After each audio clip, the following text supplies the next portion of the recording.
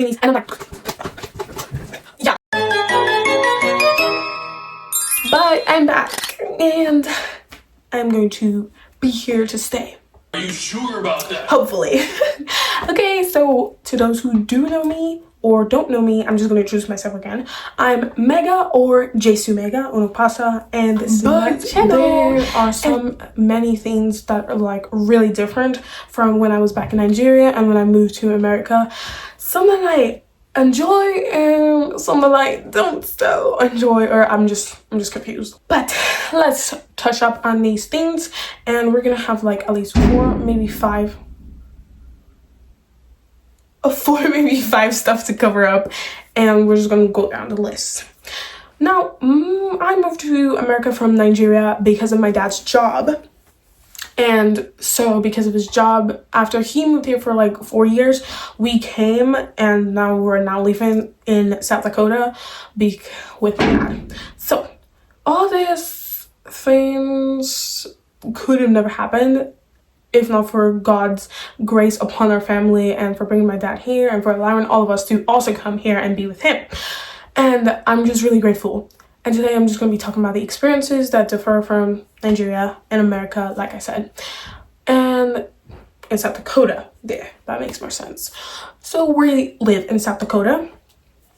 Pretty cool place, has a lot of like sightings, and the one thing that really blew me away, that I hate till now, I'm still hating on it till now. You wanna know why? Because I don't like the cold. Yeah, that's the number one thing. Weather. The weather was very different. In Nigeria, it's more warm. It's rarely ever like super cold. Every time where you would call it cold is when it's like raining or Hamilton season, where it's like foggy and like stuff like that. But then I moved here. And we moved here during the time of snow. Yay! We get to see snow. I get to see snow for the first time. I was so excited for that. I didn't expect the cold. I had to wear a coat for the first time in my entire life. Maybe, who knows, bro? I'm just exaggerating. But I don't like the cold. Snow, ice, all that stuff, pretty. It's beautiful to look at, but I don't want to be in it. I don't want to be in it. The second thing that was the biggest, really like more confusing for me, was school. Coming to America, obviously we're gonna have to go to school. We're not gonna be dumb and just not go to school, but we have electronics. What? Electronics. We get electronics. Let me repeat that for you. Electronics in school. We get an iPad and a computer. And the teachers use Promethean boards to teach. Promethean boards. They're like, I don't know, it's like a big movie screen cinema thing. I don't know. I get an iPad. But also that, I also get a computer. Also that, I get to take notes on the computer.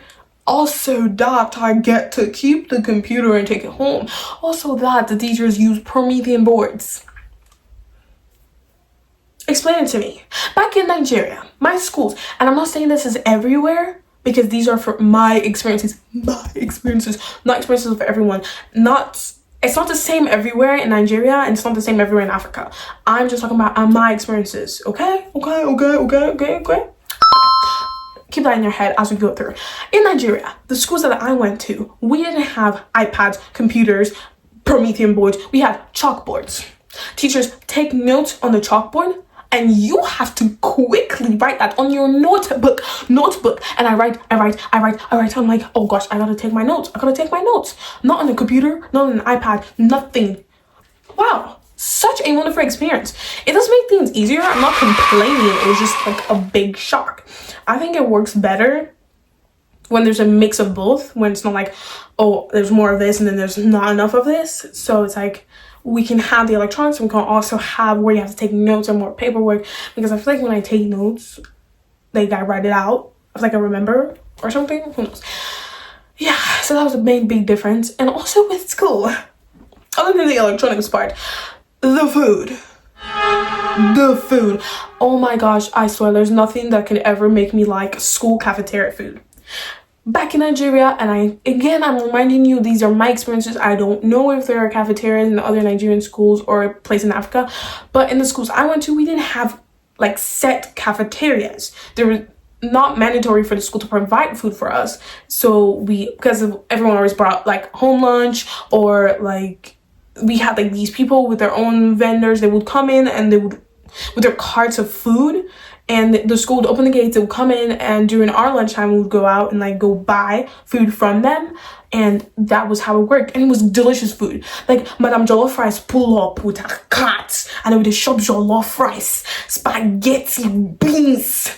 Now that's what I call a good lunch. And then I move here and I get mac and cheese. Mac and cheese that looks so like chunks. I don't like mac and cheese. And their chicken, it's like it's not cooked. They don't know what spices is. Oh, I swear. I'm sorry. I'm not trying to be mean, but the school chefs, the school cooks, the school whatever they're doing, it's not cooking. They're just tossing stuff to us that is, oh yeah, it's half cold, half hot, or sometimes it's not. It's not even warm. It's disgusting. Someone save me. Why? Why can't they get actual cooks to cook food and they're feeding us cardboard pizza? I swear it's pizza every day now in high school. It's pizza every day. It's like, can we get actual food? Just saying. I don't eat school lunch anymore. Moving away from that, we're gonna go to something else. The third one, transportation, roads, stuff like that. That's what I'm talking about. The roads here are so like well maintained. They're like good roads, smooth driving. Oh yeah, I'm just like sailing. I don't drive. I'm just like cruising. Ooh, no bumps, nothing, unless it's like a speed bump in like necessary places. Nigeria though, not Nigeria. Places I've been: Warri, Orugoru, Ofagbe, Oya. Yeah, all those places. Some of the roads, it's like literal holes in there. Holes, cracks, bumps, thingies, and I'm like, yeah, that's how we are when we're driving. That's how it is to drive on the road in like those kind of places. And now also with transportation here, everybody has a car. Everybody has some sort of means of transportation. Everybody here has a car, or they either have a bike, or they either have like they have something, one or the other. And then for school, we have buses, we have all that stuff, you know, transportation. You guys also have Uber, but it's rarely used because everybody has a car. And back in Nigeria, we didn't have that. I'm not complaining, but the difference, it's like, oh, well, that's there, it's there. I'm just trying to tell you. The difference is that Nigeria, not everybody has a car, because it's harder to get a car in Nigeria than it is here. Here, you can take a loan for whatever vehicle you want and keep paying for it and paying until you pay it full. But in Nigeria, you have to have all of the money for the exact price of the car before they can even give it to you. They don't give it to you unless you have the full amount. Secondly, there's no need. There's like okadas, which is like guys or people on bikes that literally take you to wherever you need to go, and they're everywhere. Secondly, keke, buses, and I've never really been in a car. I don't know if there's cars, but all I know is like there's okada, keke, and buses. Don't know what the buses are called, but they're called buses. They look like buses. That's what I remember. And the only cars, I think, like 3 of my family members, I remember they have cars, and probably about 5 of them have cars now, or they did have cars, and I never knew. Moving for that, finally, what number are we on? The 4th one.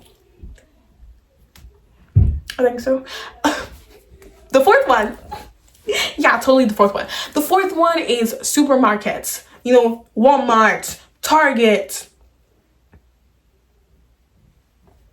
Family Fare, Safeway, all of those, you know, like those big supermarkets where you drive from your home and you go there, or if it's close enough you can walk by. Yeah, I'm not saying that they didn't have that in Nigeria, please. I'm telling you again, these are my experiences.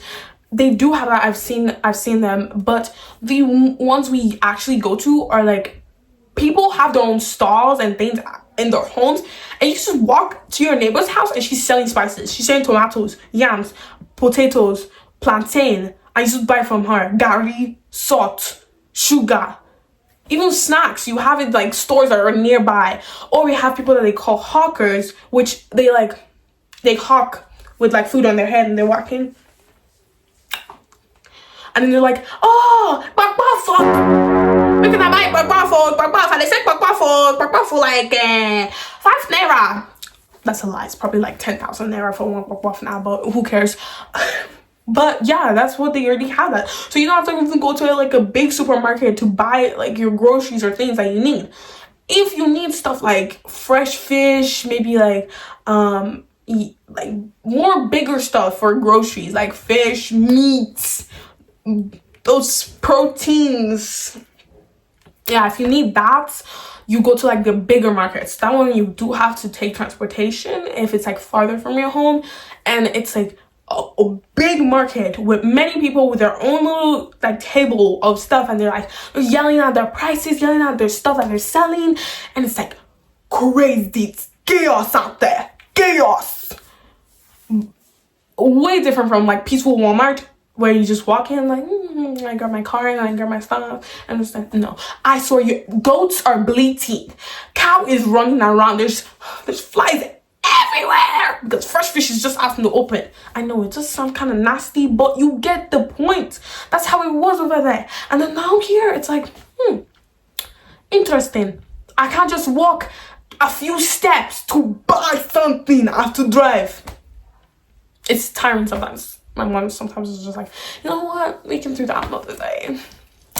But yeah, that's about it. But those are the big differences. Maybe not big, like differences that I noticed that are really different from me from when I was living in Nigeria and now I'm living in South Dakota. And I'm just gonna say this, I'm never gonna like the cold weather. Never. I'm never gonna like cold weather. All the other things I've gotten used to them. The food one with the cafeteria food, I have my mother. She cooks. I can eat her food. I don't have to eat lunch. I can pack lunch. Peace. But yeah, I've gotten used to most of the stuff here. Cold weather, never gonna get used to it. Maybe I'm more adapted to it, but it's not like I'm ever gonna say, oh yeah, the cold weather never bothered, like, you know, the cold never bothered me anyway. That's never gonna be me. That's never gonna be me. It's always gonna bother me. I hate the cold. I dislike it. Thank you guys for watching. I hope and I pray that you guys stay with me throughout my journey of this video making and like YouTube and stuff. And thank you so much for my subscribers who stayed despite me disappearing literally. But I'm going to work hard and pray that I'm able to be consistent with this channel, and I'm going to try my best. So thank you guys, and God bless you. Have a great day or night. Bye bye.